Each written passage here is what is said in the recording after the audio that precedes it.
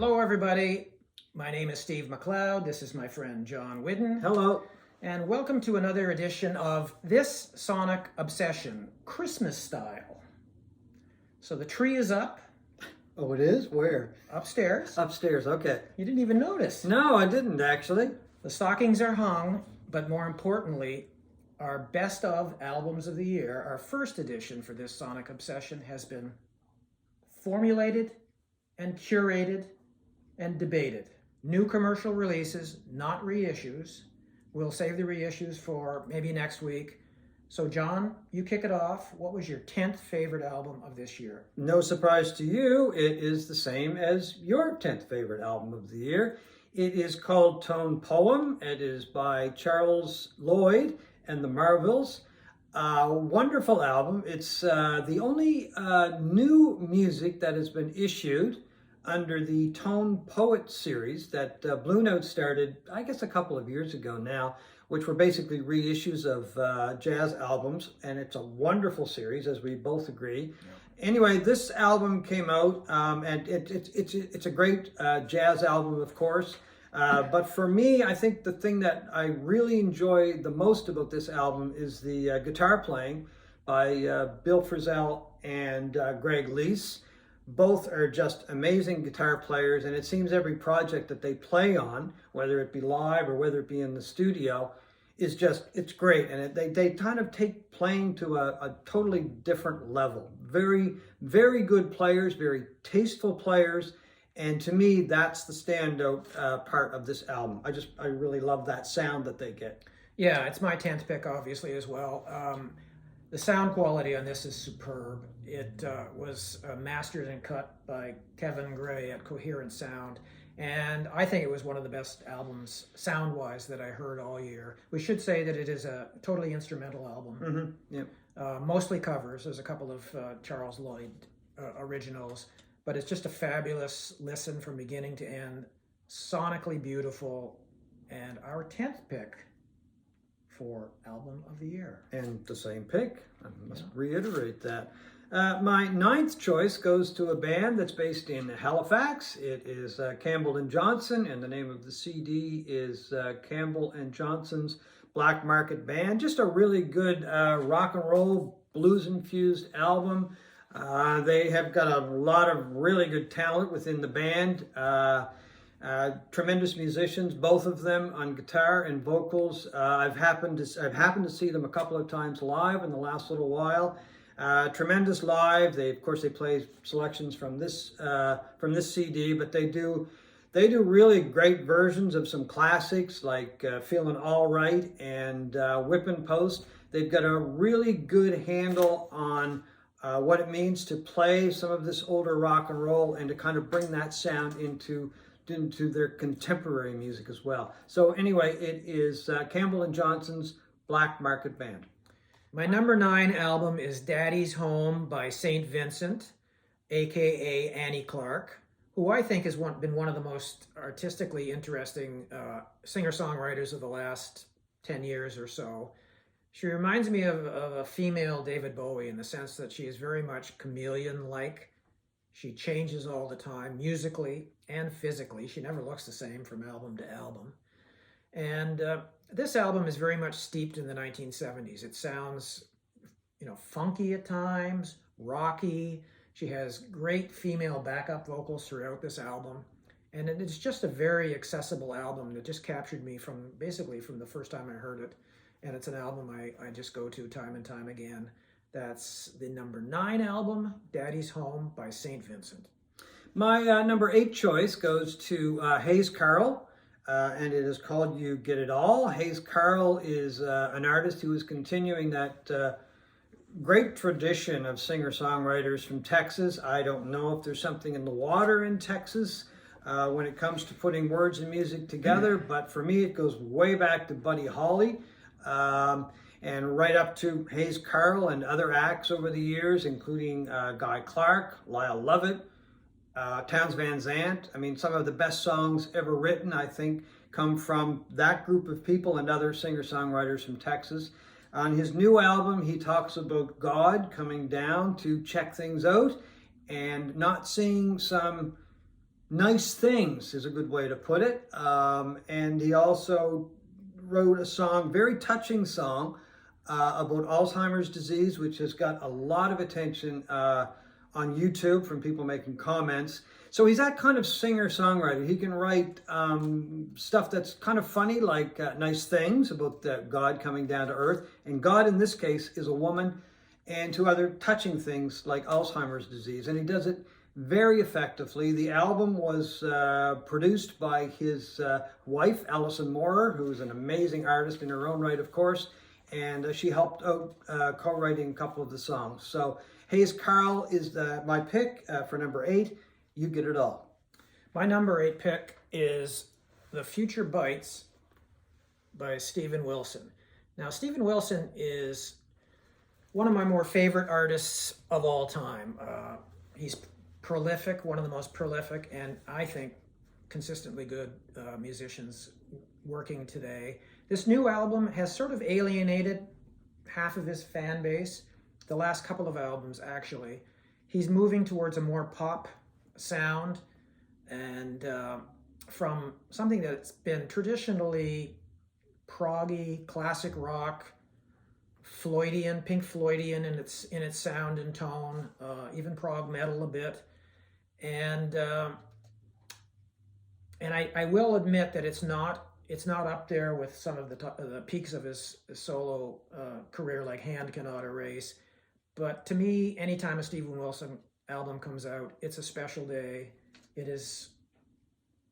I think it's a wonderful album. It's not his best, but it's my number 8 album of the year. My number 7 goes to Billy Strings. The name of the album, it's a double album, by the way. It is called Renewal. I bought this album, put it on the turntable, and didn't take it off for 2 or 3 days. There's just a lot of really good picking on the album, and a lot of really good singing too as well. Excuse me getting in front of your face here. Okay. Anyway, it is called Renewal by Billy Strings. He's one of these artists that I've been intrigued by for a long time. I've seen a lot of YouTube videos with him playing by himself or playing with different artists, that kind of thing. And he's astounded me from the first time I've seen him. Basically, it's like, how can anybody play like that? Well, he's just an incredible player when it comes to almost everything with strings. And on this album, it's a really good showcase for his talents, both singing and playing. It was produced by Jonathan Wilson, who's done some incredible work on his own. His last album was Dixie Blur, which I think is a great album. Wilson played live with Roger Waters on his last tour, and probably will again. He's also produced Dawes, as one band that he's produced. Anyway, I think he kind of brings a more pop sensibility to this album than previous things that I've heard from Billy Strings, and to try, I think, to make that bluegrass sound a little bit more accessible to a lot more people. Anyway, on this album, it really works. I don't think Billy Strings has hit his peak. I think this is kind of an album that he's trying to move a bit more upwards and appealing to a lot of people. So I'm really kind of interested to see what the next album may bring. Yeah, he's staggering in his virtuosity. Oh, I mean, yeah. the first time you see him, your jaw just hits the floor. My number 7 album is Chemtrails Over the Country Club by Lana Del Rey. She has just become one of the more interesting singers of this generation for me. I mean, she's prolific. She started out totally on the wrong foot when she was really trashed by online trolls and that for her initial appearance on Saturday Night Live, when she was really not that well known, and she was kind of written off as some, bubble-headed beauty who was posing as a singer-songwriter. But her albums since then have been mostly tremendous.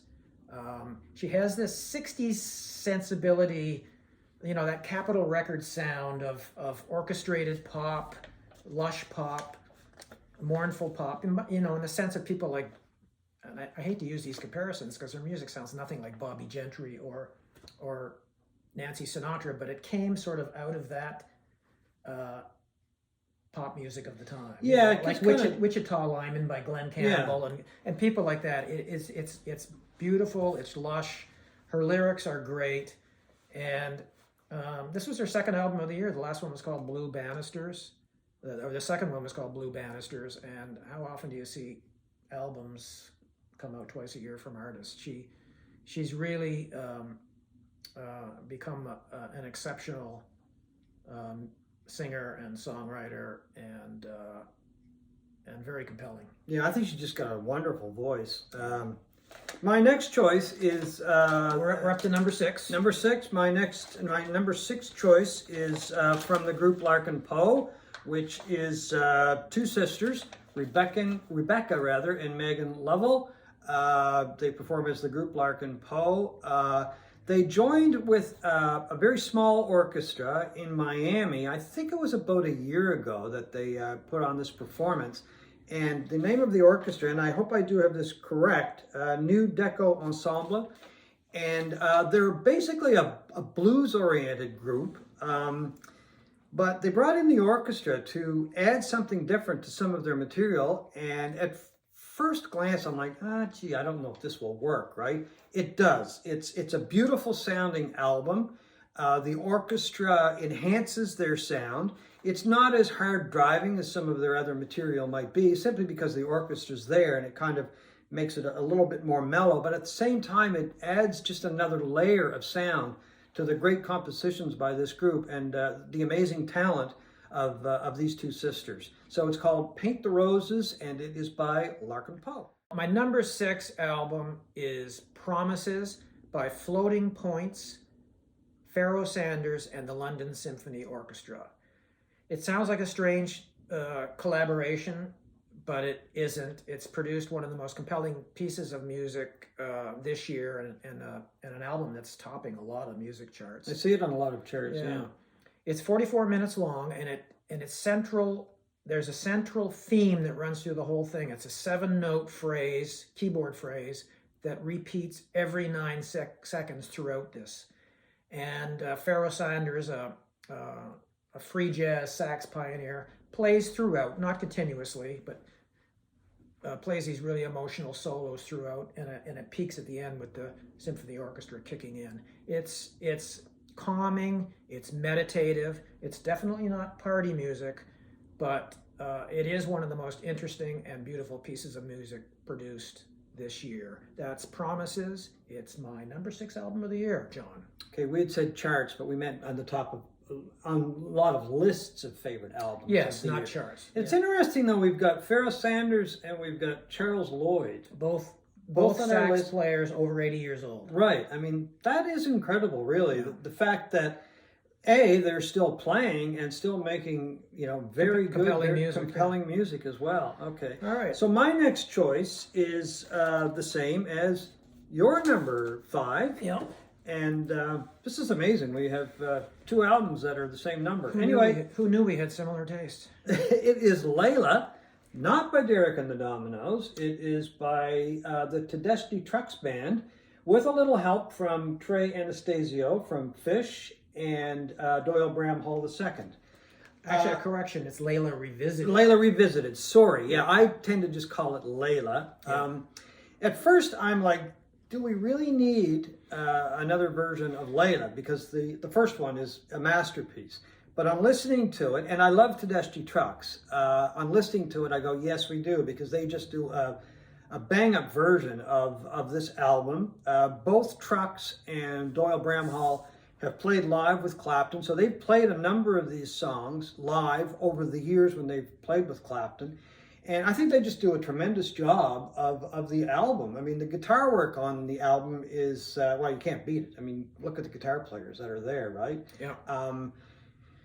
Derek Trucks, I swear that he's inherited some of the feelings, some of the soul from Duane Allman, because that influence is there throughout the album. But he does give it his own stamp, as he does with his own material. The rest of the band, Tedeschi Trucks, go up to another level as far as that's concerned when the album is played. I just think it's a tremendous version of a classic album. Yeah, I mean, Tedeschi Trucks are one of the best live touring acts out there. Oh, without today. a doubt. If you've never seen them, they're fantastic. They typically have about 12 members. This version is 14 when you add Trey Anastasio and Doyle Bramhall II. And it just brings a liveliness energy and vitalness that maybe an album that's been around for 50 years, I guess now, probably no longer has for you. It's just in a live setting, it is tremendous, and it's our fifth. Yeah, and Best. it might bring that album to a whole new audience too. I As would hope well. so. Yeah. I would hope so. It doesn't replace this album, but it is a great companion piece. Yeah, and I'm gonna throw in one of the backup singers with Tedeschi Truck. She's been with them for years. Is her name is Alicia Shakur, and she's just released an EP under the name of Shakura, and it is called Lotus Land, and that's on my list. Obviously not in the top 10 because we still have a ways to go, but it's kind of a in brackets, I guess, when it comes to Layla, because I think she's such a tremendous talent that she should be getting a little bit more exposure. So her EP is called Lotus Land. Check it out. All right, on to number 4, John. What is your number 4 pick? Okay, my number 4 album for this year is the Black Pumas. Now, no, they don't have a new album out. They did release a deluxe version of their album, which I think is great. It's got some tracks on it that weren't on the album, including an amazing, very interesting version of Eleanor Rigby, which you really should check out. But this is an album of live cuts that they recorded at Capitol Studios. Capitol Cuts. Capitol Cuts, it's called. I just kind of picked it up on a whim because I really enjoyed the album, and this they take songs from the album and just did it in a live setting. You can't go wrong. I mean, if you like the Black Pumas, you're going to love this album because I think they're a band you probably have to see live in order to fully appreciate. I know I'm really anxious to see them as well. Yeah, I'd love to see them as well. So I love that album and the fact that they took cuts and then just did them live. So anyway. My number 4 album is Jupiter 13 by Kilby Kennedy, a Australian two-man collaboration of Steve Kilby, one of the central figures in the seminal Australian band The Church, and Miles Kennedy on keyboards. And man, if you like 70s stoner rock, if you like space rock, if you like a bit of prog, all of that is in this album, which I can't even remember how I stumbled across this thing, but that's one of the joys of being a lover of music is discovering an album that very few people have ever heard. This is spacey, it's blissful, it is melodic, and it has everything that kind of ticks a lot of boxes for me in my taste in 70s Floydian kind of space rock. So Hawkwind fans will probably lap this up. Well, it's not heavy like Hawkwind. No. But there's a spaciness to Hawkwind that you could probably appreciate. Jupiter 13, my number 4 album of the year. My number 3 album of the year is an album that I have talked about before on our channel. It is called Fat Pop, and it is by the British artist Paul Weller, an artist that I really like and I really admire because Weller just doesn't sit still. He's always up to something. And on this album, he put together a really strong collection of very short, popish songs. Doesn't really break any new barriers as far as his sound goes. Maybe more poppy than the last couple of albums. He's got a tremendous band behind him. He uses the same band for the most part on this album as he does when he's touring. He's also got some guests on this album, which really enhance it. Still can't understand why he's not as popular over here, or doesn't have more popularity on North American soil as he does when it comes to the UK, because there he's huge. But hopefully that will change. Anyway, that's my last choice, or not my last choice, but my number 3 choice, Fat Pop by Paul Weller. My number 3 choice is Big Colors by Ryan Adams. I know you're not supposed to like him anymore, but he's been one of my favorite artists for 25 years or more, one of the most prolific artists out there. He's had well-publicized problems, accusations by some women of mistreatment, but I'm not here to judge him as a person. I'm here to judge him as a musician. And this is right up there with among his best albums. Albums like, early albums, Heartbreaker and Gold. It is just a tremendous collection of great songs, great playing, great singing. Ryan Adams, Big Colors. My number 3 album. My number 2 choice is a group from the West Coast of the United States. It's Farmer Dave and the Wizards of the West Coast. And this is an album that I stumbled upon a review in Uncut Magazine. And I just want to clarify, it's Farmer Dave and the Wizards of the West. Stumbled upon this review back, I think it was in January or February, and I've never heard of these guys before. Anyway, I did a little research and found out that Farmer Dave has played with a number of groups over the years, including Beachwood Sparks. He played with Jenny Lewis, Kurt Weill, and I even think he played at one point with Elvis Costello. Anyway, it's kind of a trippy album. It's kind of a psychedelic, back to the 60s, early 70s kind of sound from the West Coast.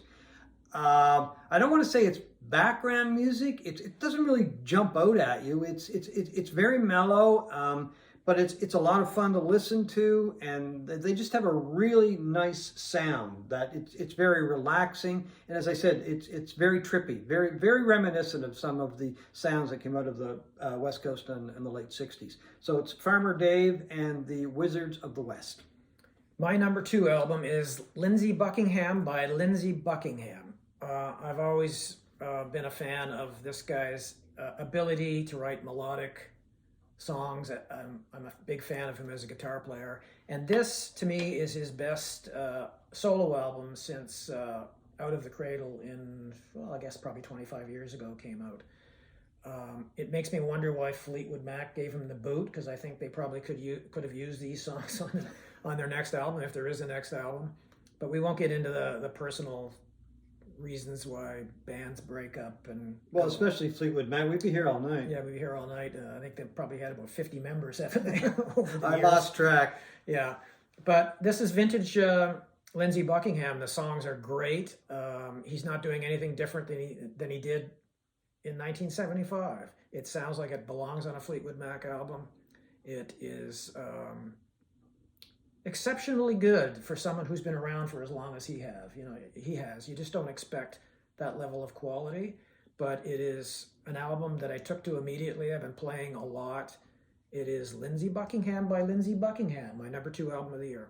My number 1 album for 2021 is Ignorance by The Weather Station, which is a group put together by Tamara Lindemann. She's put out 2 or 3 albums now, I believe, under the name Weather Station. With this album, I think she takes a huge step forward in the sound that she's got. It sounds more like a band. It sounds like these people have been playing together for a very long time. They just really gel with the sound that they've created with that. It's got a very jazzy sound, a very mellow sound.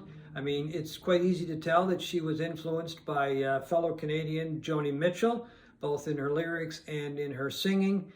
Just a great album that's getting a lot of attention worldwide. She's either touring or will be touring around the world over the next few months. Hopefully we'll see her in this neck of the woods, that's Nova Scotia, because I think live she would be extremely powerful and just a great show. Anyway, my number 1 pick, Ignorance by The Weather Station. My number 1 album is Raise the Roof by Robert Plant and Alison Krauss. It's hard to believe, but this is the indie record store version. The red variant, the regular one is kind of a pale blue color. It's hard to believe, but it's been 14 years since they first got together with Raising Sand. I mean, a collaboration that kind of threw everybody for a loop. You know, this rock god vocalist from Led Zeppelin teaming up with this demure bluegrass angel from Nashville. But it worked. Yeah. Under the guidance of T-Bone Burnett, he did a fabulous job of producing Raising Sand, and he's done a fabulous job of Raise the Roof. It is, for me, as good as Raising. I really loved Raising Sand, and this is every bit as good, if not better. They've assembled a crack band, as you would expect for people of that talent. The guitar players alone are kind of the who's who. Mark Ribot, David Hidalgo of Los Lobos, Bill Frisell again, Canadian Colin Linden. And who else is on this? Did I say Buddy Miller? No, Buddy Miller. Buddy Miller, who's one of my favorite guitar players just for his texture and tone alone. It is a fabulous album of mostly covers. Put it on and just revel in, two masters backed by masters doing their work. It's my #1 album, Raise the Roof, by Robert Plant and Alison Krauss. And that is our look back at our favorite albums of 2021. We're going to follow this one up with a look at our favorite reissues, and that's coming very soon on This Sonic Obsession. Thank you for watching.